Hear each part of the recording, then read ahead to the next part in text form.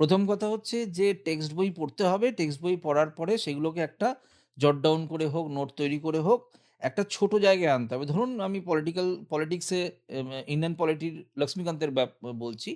এটা এত মোটা একটা বই, এটাকে ১ম এ আমাকে ছোট করে এমন একটা জায়গায় আনতে হবে যেটা আমি ২-৩ ঘন্টায় রিভিশন দিতে পারবো। কারণ পরীক্ষার আগে ওই ২-৩ ঘন্টা সময়ই আমি পাবো। তো ওই জায়গাটা ১ম এ আনতে হবে। তারপরে সেটা রিভিশনের ব্যাপার চলে আসবে এবং রিভিশনটা মানে হচ্ছে প্রত্যেকদিন না হলেও প্রত্যেক সপ্তাহে ১ দিন করে রাখতে হবে যে আমি ওই দিনটাতে খালি রিভিশন দেবো এবং রিভিশন মানে হচ্ছে পড়া, জাস্ট রিডিং পড়া।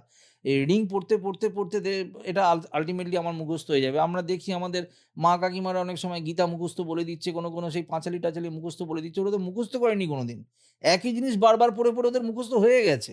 ঠিক তেমনিভাবেই মানে আমাদের কি করতে হবে? পড়তে হবে। বারবার রিডিং পড়তে মুখস্থ হয়ে যাবে। ১ম এ আগে পড়ে জিনিসটাকে আমাকে নোট ডাউন করতে হয় ফার্স্ট টাইম। করে যখন আমি একটা জায়গায় আনলাম যেটা একটা খাতার মধ্যে আমি পুরোটা আনতে পারলাম, সেই খাতাটাই এবার আমার হয়ে যাবে বাইবেল। যখনই আমি রিভিশন দেব ম্যাক্সিমাম সময় এই খাতাটাই রিভিশন দেব এবং সেইটার জন্য আমি বলছি ২-৩ ঘন্টা সময় লাগবে। পুরো বই তো ২-৩ ঘন্টায় সম্ভব নয়। কারণ ধরুন আপনি একটা পরীক্ষা দিতে যাচ্ছেন, একটা পার্টিকুলার ডেতে মেইন পরীক্ষা WBCS এর ৪ টে সাবজেক্ট পরীক্ষা হচ্ছে। পলিটি ইকোনমি ফার্স্ট হাফে, সেকেন্ড হাফে হচ্ছে ম্যাথস, রিজনিং। তাহলে কোনটার জন্য কত সময় দেবেন? ওই ২-৩ ঘন্টার বেশি সময় দেওয়া যাবে না।